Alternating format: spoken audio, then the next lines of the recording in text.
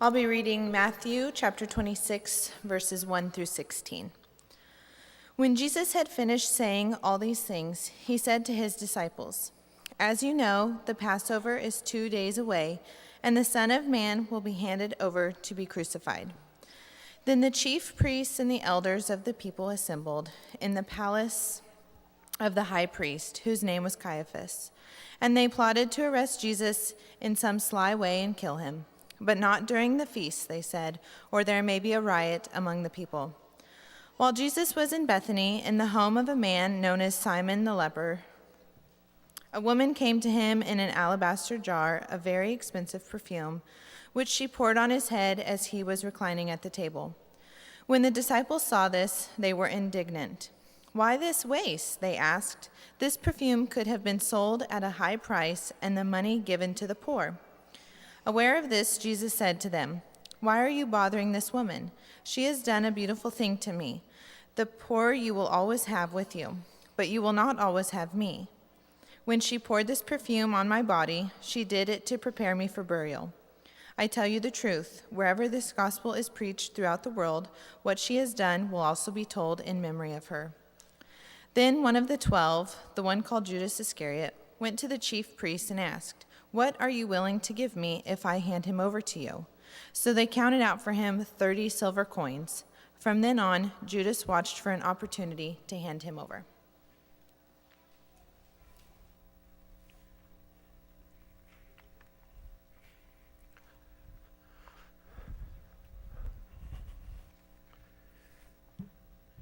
Good morning.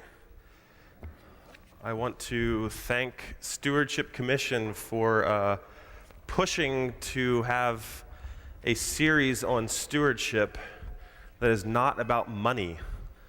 Not because I don't want to talk about money, but because I think that stewardship is bigger than money. It's broader than money. It relates to everything that we have, everything that God has given us.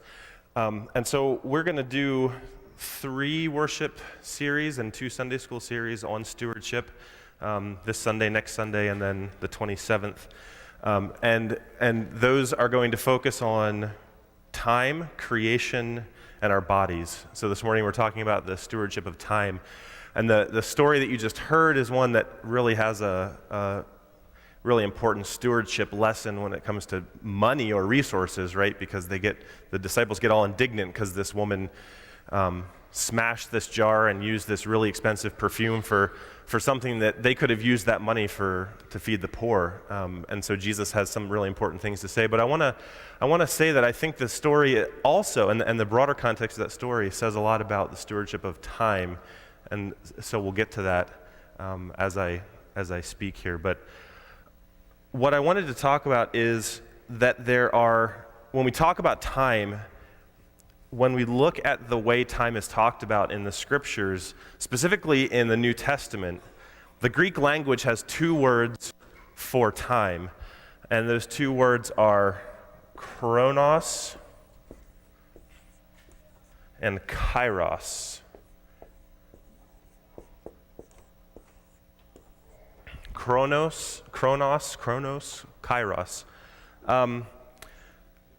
Chronos, time, is time that can be measured. Hours, minutes, seconds. Chronos is where we get chronology, right? Like putting events in the order in time in which they happened. A chronometer is just a fancy word of saying a timekeeper. Okay? Chronos is the time that can be measured. So it's something you can predict. It's something very regimented, something you can pay attention to, something you can plan for. And another aspect of chronos is that it is cyclical. Okay, so when we think about time, we're also thinking about time in this way. We're also thinking about weeks, seasons, months, right? January passes and it will come again, right? Chronos has this sort of cyclical time to it. Think of Sunday Sabbath, the way God talks about, God institutes time in the Old Testament in Genesis during creation, that time is something that is ongoing, sets this pattern up. Kairos is something different. Kairos relates to moments in time, okay?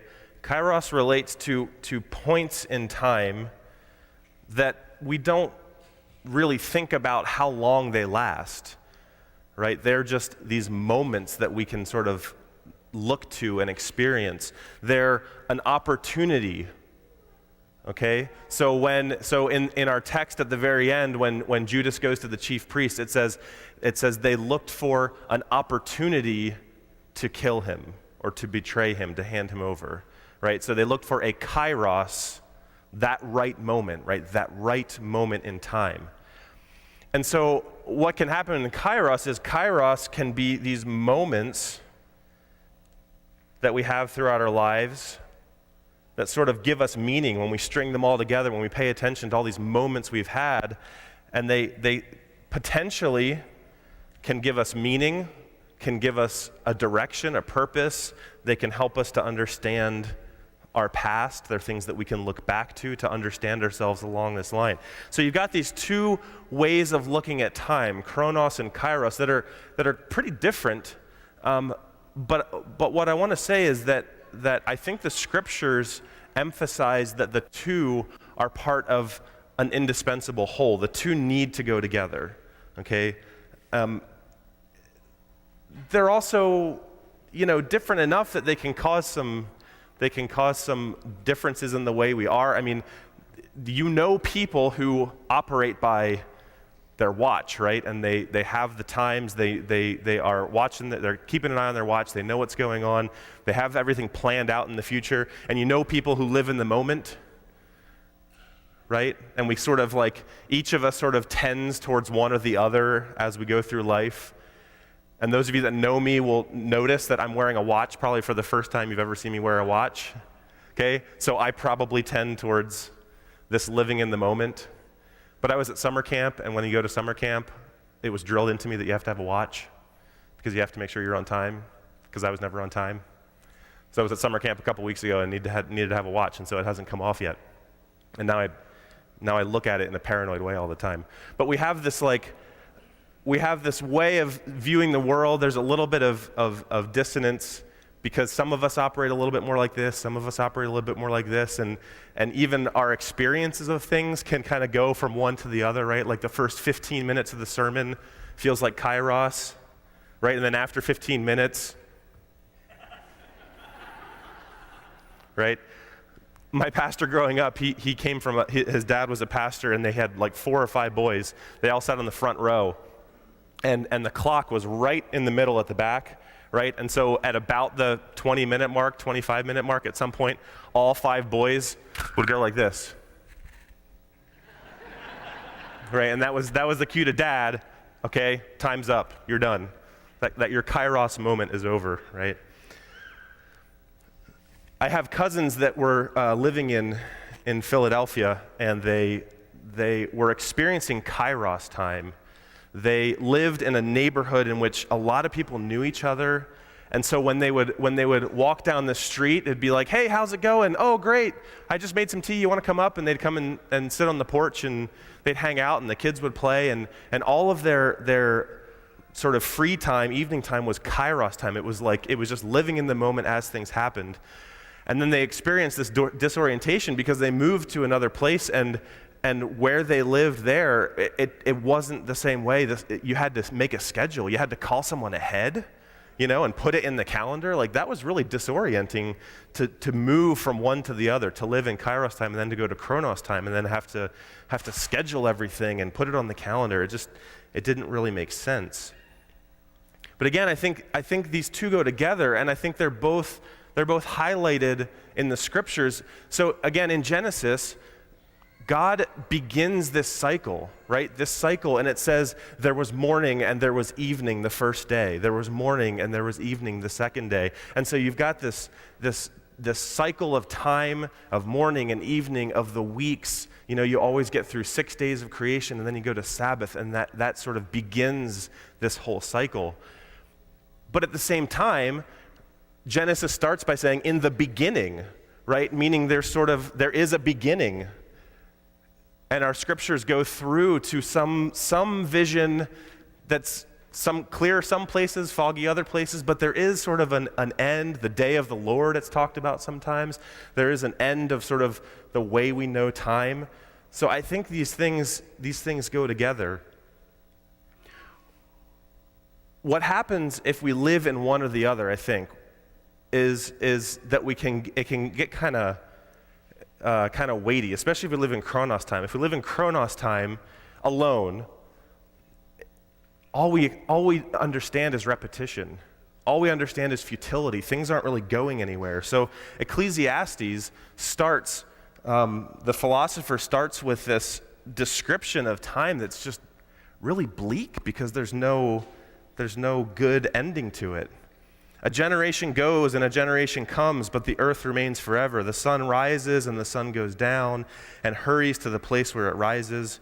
The wind blows to the south and goes around to the north. Round and round goes the wind, and on its circuits the wind returns.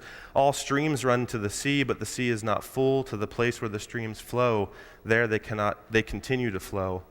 All things are wearisome, more than one can express. The eye is not satisfied with seeing, nor the ear filled with hearing. What has been is what will be, and what has been done is what will be done. There is nothing new under the sun. Is there a thing of which it is said, "See, this is new"? It has already been in the ages before us. Living only in Chronos time is pretty bleak. It's hopeless because all it is a cycle. That's all we can do, is see the cycle and never see an end to it.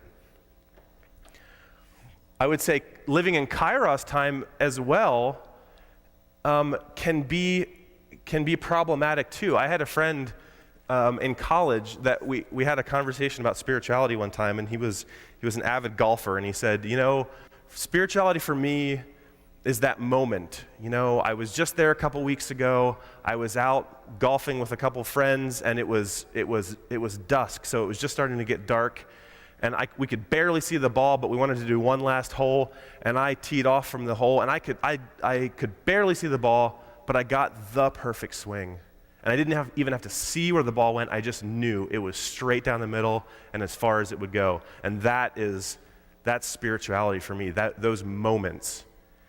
And then he said, so really my spirituality for me in my life is just holding on until I get to the next moment. So for him, it's just biding his time until the next moment. It's not recognizing the regular cycles of life that happen. It's just waiting until that next moment. That also it's hopeful, but it misses, I think, the regular rhythms that God has created in our lives.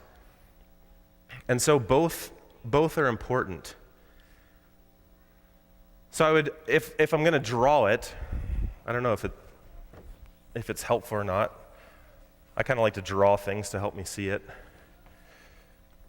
I would draw something like this.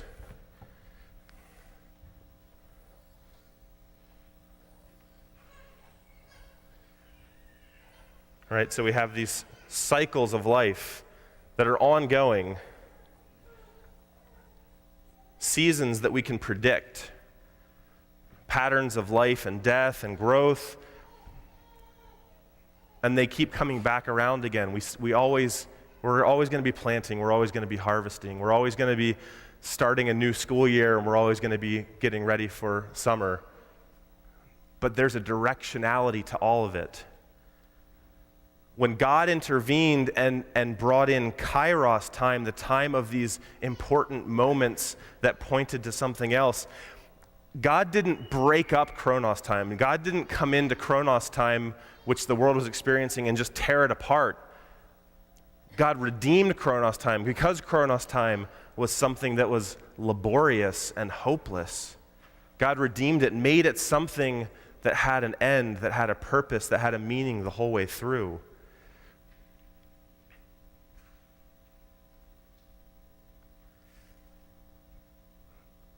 So our goal, I believe, as Christians, is to recognize the nature of time that is both Chronos and Kairos, to recognize that we have these regular cycles we go through in our lives, but that they are pointing to something else.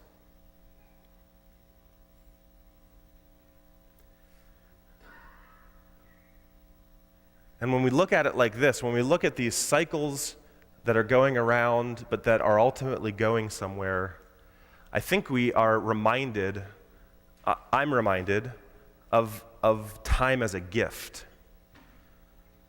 Right? I think the other temptation with Chronos time is to imagine, well, if there's cycles and we can predict them, then we can control them. We can manage them. We can figure out how to master time. And it's obvious to me that despite my best efforts, I can't actually do it. I don't know about you. I'm going to assume there's no masters of time here. Everyone stay for Sunday school. If you're a master of time, make sure that you speak up, because we're all going to want to know your secrets. That's when things get practical. That's when we try to figure out in Sunday school, how does this play out in our daily lives? But we're not the masters of these cycles. We're not the masters of this end goal. It's a gift. It's something given to us that we take. And honestly, I think we in this community, those who are connected to farming life, know that, right? I learned that pretty quickly when I said, hey, when's harvest this year? Right? Like, not one farmer goes, oh, well, it's going to be when the opportune time arises, right? Like, that's how harvest works. It's when the opportune time arises. It's not set on any kind of schedule. And in that way, I think we here have a benefit against some of the challenges of continuing Western American culture that tries to see time as a commodity, something we control, something we own, something we can master, something we can charge money for, right? I think we already have a little bit of a step in because we are trying to live out that, because we've seen that it's beyond us despite our best efforts. So time is a gift, and we are stewards of that gift. Jesus tells the parable of the master who gives a portion of money to 3 servants, and when he comes back, the question is, what have you done with what I have given you? Right? That's a story about resources. I think can be a story about time too. What have you done with the time given you? And so that it can sound like this hard work. It can sound like this heavy expectation that we absolutely make the most of our time. And I think there's something to be said about that, about not wasting time. But ultimately, I think it really is about an awareness of God's presence through all these things. So in our Chronos time, how do we understand God being present? How do we understand God being present when we tie our shoes in the morning to get ready for the day? How do we understand God being present on the drive to work? How do we understand God being present when we have lots of time and we just don't know what to do with it? What does it mean for God to be present in those moments? The church has its own rhythms. We do our best to follow these yearly cyclical rhythms of celebration, of waiting, right? We have these seasons of Advent, these seasons of Lent, times when we wait for that next moment. We wait for it expectantly with patience. We get ready, we sing the songs of preparation, we decorate, we prepare our hearts. Right? We don't just wait until Christmas Day and then celebrate. We actually spend some time in preparation. We don't just sing resurrection songs on Easter. We pay attention to the cycle of death that precedes it. Right? That's how the church, that's how we try to understand the cycles in terms of the bigger picture, the end of time.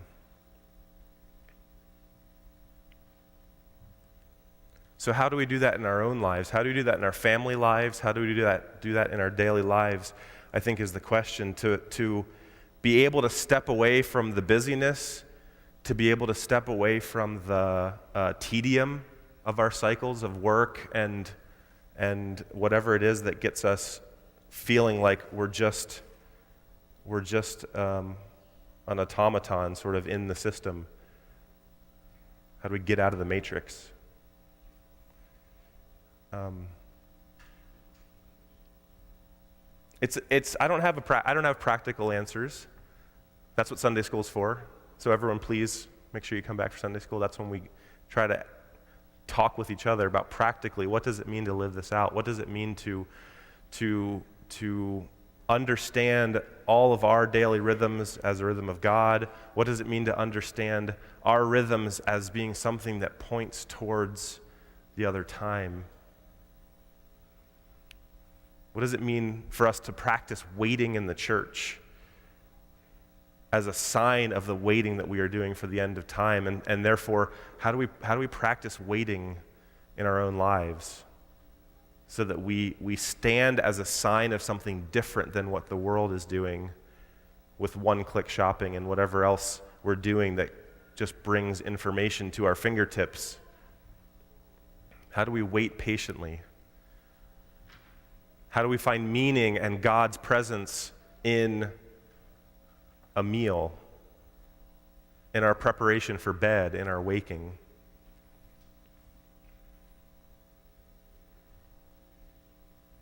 Sometimes it means sort of cheesy things like saying a prayer before. I say cheesy because when we don't do something anymore, it seems like it was sort of hokey and cheesy back in the past. Sometimes we see the past that way. But something simple like praying before a meal.